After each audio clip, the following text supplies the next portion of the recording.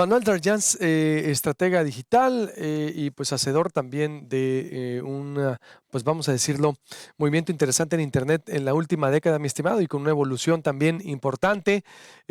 Manuel, a ver, tú que le entiendes muy bien a las redes sociales, te invité a hacer una reflexión por el hate, el odio que se está viviendo y que viene y que se instiga desde el poder político, sin duda alguna. Pero o cómo a veces las personas caen con un tuit, con un comentario, veíamos, y hacía yo tres paralelismos. El caso del presidente con su hijo, ciertamente tronó, pues se meten con la familia, se meten contigo. Lo hemos vivido. El caso de Clima Hillo, como decía, que le destrozan casi sus sueños cada vez que lo cuestionan en Twitter. Y así el caso de Cristian Nodal, que decía, oigan, pues yo también soy humano y no me dejan comportarme así. ¿Cuál sería tu recomendación y qué reflexión harías en esto que estamos viviendo en tiempos inéditos, mi querido Manuel? Bienvenido, buenos días. Gracias, Luis. Muchas gracias.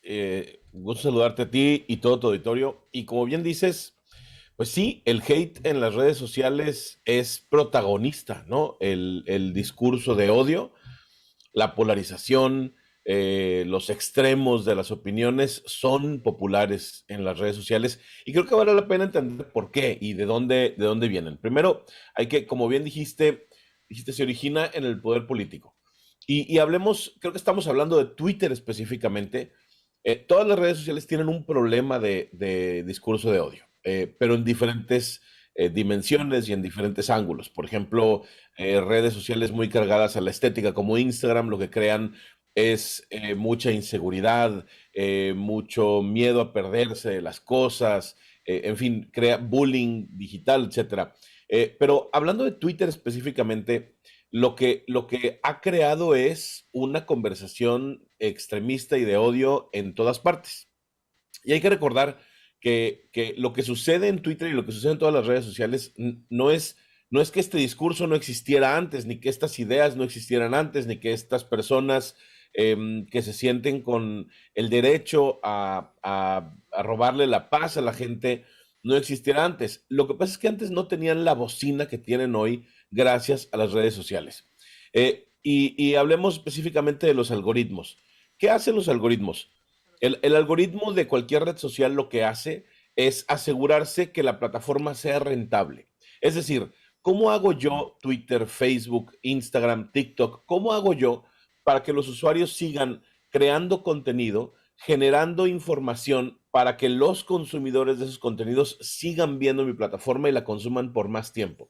Mientras más tiempo consuma la gente una red social, más anuncios puedo poner y más dinero puedo gastar. Y entonces en Twitter se ha estudiado mucho y en Facebook también qué es lo que crea más tiempo de atención. Y resulta que los seres humanos somos seres muy extraños porque nos encantan las cosas que detestamos. Y entonces cuando vemos a alguien que piensa exactamente al contrario que nosotros, nos clavamos a ver qué dice y qué le contestan y quién es y de dónde viene y cuáles han sido sus tweets y sus publicaciones de los últimos 5 años. Y entonces nos clavamos en este mundo de morbo opositor, si podemos ponerle una etiqueta. Y los algoritmos lo que hacen es benefician ese contenido que te hace reaccionar más virulentamente. Porque si tú ves un tweet de alguien que piensa exactamente al revés de lo que tú piensas, inmediatamente vas a dedicarle tiempo. Es más, probablemente vas a responder un tweet y vas a meterte a la discusión y entonces vas a crear contenido. Y el algoritmo lo que busca es motivarte a crear contenido. Hace no mucho tiempo, Ofelia Pastrana, una experta también en redes sociales, además científica, hizo un experimento, por ejemplo, donde publicó dos tweets. En uno puso amo a Andrés Manuel López Obrador y en otro puso odio a Andrés Manuel López Obrador. ¿Y cuál crees que tuvo más respuestas? Por supuesto, el que decía odio a Andrés Manuel López Obrador. Se hizo viral, todo el mundo fue a responderle, le cayeron los bots, le cayeron los apoyadores, en fin, porque obviamente los tweets negativos, los de odio, los de pelea, son los que al algoritmo le crean más respuestas y por lo tanto a la plataforma le generan más dinero. Entonces, perdón por tanta introducción, No, no, no, pero pero me encantó. No, no, es que es un contexto muy interesante, ¿no? Claro, se tiene que explicar así como lo estás haciendo. sí, vamos, el hate existe porque las plataformas lo incentivan. La gente, hoy si te das una vuelta por Twitter y te vas a ver los perfiles de los tuiteros que más critican, que más contrapuntean opiniones, que más señalan a otras personas de manera personal o directamente, te vas a dar cuenta que esas personas empezaron a crecer en su cuenta cuando adoptaron ese discurso.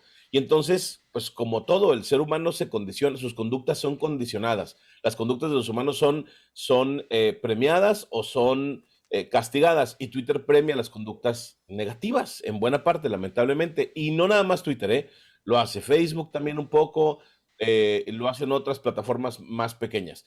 Pero entonces, bueno, ¿qué hay que hacer? Porque Así. lo que sí es cierto es, por ejemplo, el año pasado se publicó un estudio en el que 2/3 de los usuarios de redes sociales confesaron que participar en redes sociales les genera ansiedad, depresión, inseguridad sobre ellos mismos, etcétera, que los hace enojar y demás, y es real. Entonces, ¿qué hay que hacer para protegernos un poco de esto y también para no fomentarlo? Porque finalmente no tiene ningún sentido en realidad. Y yo creo que lo primero es tener claro que lo que estás leyendo en redes sociales no es la opinión de toda la gente, ni la opinión de toda una sociedad, ni de toda una comunidad. Hablemos aquí de este término que últimamente es relevante, de la mayoría silenciosa. Lo que pasó con las redes sociales, Luis, es que imagínate que antes estábamos tú y yo y otros 3 amigos en la Plaza Zaragoza platicando sobre lo que nos cae bien y lo que nos cae mal. Y como en toda conversación humana, pues por ahí seguro se cuela la crítica a alguien, a algún gobernante, a alguien que conocemos, etcétera. La diferencia es que antes esa conversación se quedaba privada entre nosotros. Hoy esa conversación es pública y además tiene una plataforma tecnológica que cuesta millones de dólares que se encarga de distribuir esa conversación tan lejos como pueda. Y además se encarga de distribuir la parte más negativa de esa conversación. Entonces, lo que estamos leyendo en Twitter no es la opinión de la mayoría de la población, es solo una discusión entre grupos muy pequeños de personas que, me atrevo a decir, en la mayor parte de las ocasiones no tienen una representación real que te pueda preocupar por lo que piensen. Digo, claro, cuando hablan de ti, la cosa cambia, ¿no? Porque cuando hablan de ti, aunque sea una persona y sean 3 personas que lo leen, claro que nos hace sentir cualquier cantidad de emociones. Pero hay que tener en cuenta que lo que pasa en Twitter no es la opinión general de la población. Y por ejemplo, a los políticos les preocupa un montón y le han invertido muchísimo dinero a crear bots y cuentas falsas y manipular conversaciones, creyendo que de verdad la población se va a influenciar por lo que pasa en Twitter. Y la realidad es que cada vez menos, incluso los medios de comunicación como tú, por ejemplo, cada vez toman menos en cuenta esas discusiones politiqueras que suceden en las redes sociales porque ya sabemos que son manipuladas. Segundo, hay que saber que lo que se discute en Twitter o en redes sociales no representa el verdadero sentir de la población la mayor parte del tiempo. Representa lo que piensan unas cuantas personas. En general es una ilusión. Hay que recordar que los algoritmos trabajan para eso. Entonces, bueno, ¿qué hay que hacer en redes sociales? Yo creo, y esta es la reflexión ya personal, y pueden ir a Twitter, @ManuelDR, y me pueden tirar todo el hate que quieran, pero creo que lo más importante es la paz de cada quien. Yo creo que si lees algo que te quita tu paz, entonces no tienes por qué leerlo. Hay que darle un follow, hay que darle block a la gente que te hace perder la paz o que te hace enojar o que te hace distraerte de tu actividad productiva importante del día para ponerte a responder y a discutir y demás. Pues creo que hay que limitarnos. Ojo, yo lo hago también, ¿eh? Yo también de repente veo cosas que de plano me enojan y me pongo a discutir. Por supuesto que es más fácil decirlo que hacerlo, pero creo que vale la pena pensar que si algo que lees te quita la paz, vale la pena quizá dejar de leer o de seguir a esa persona o a esa cuenta. Ahora, Totalmente. si es importante para ti, si es importante para cada quien el tema del que se está discutiendo y decides participar, creo que lo importante es evaluar si lo que vas a decir de verdad está aportando algo nuevo, una nueva forma de ver las cosas, estás aportando algo diferente a la discusión.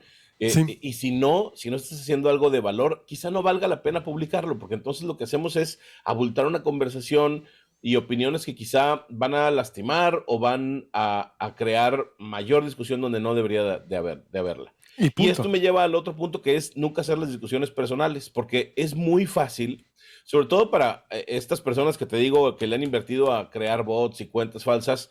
resulta muy fácil ir y atacar a las personas en lo personal para tratar de así terminar con las discusiones o ganarlas. Las discusiones en Twitter, sobre todo, donde hablamos de muchos temas de política y de la vida pública, nunca deben de ser personales. Y también siempre que vamos a participar en una discusión hay que recordar como dijo el clásico, siempre hay un tweet. Hay que pensar que siempre tenemos una historia de lo que hemos publicado. Hay que pensar si ese tweet que vamos a publicar queremos que quede ahí para la Muy bien. posteridad y que luego a lo mejor uno de estos días, en una de estas discusiones, también nos defina lo que tuiteamos hace 5 años, ¿no? Y punto, no tomarla En personal, Manuel. conclusión, Y creo, conclusión para cerrar. sí, en conclusión, creo que las redes sociales deben usarse para crear valor, para aportarle valor a las personas, ¿no? Para mejorarle la vida a alguien con nuestras publicaciones. Hay que pensar si lo que publicamos y las conversaciones a las que nos metemos agregan algo positivo, algo de valor a quien lo va a leer, o si nada más estamos abonando al hate. Yo creo que si no aportamos valor, pues habría que preguntarnos si de verdad vale la pena meternos en estas discusiones o preocuparnos por estas conversaciones. Yo creo que hay que dejar las cosas en su justa dimensión, como la opinión de algunas personas en una red social. Punto. Y no tomarse personal. Te mando un abrazo, Manuel, y estamos en contacto como siempre. Muchas Igualmente, gracias. Luis, un abrazo. Excelente, Gracias. interesante.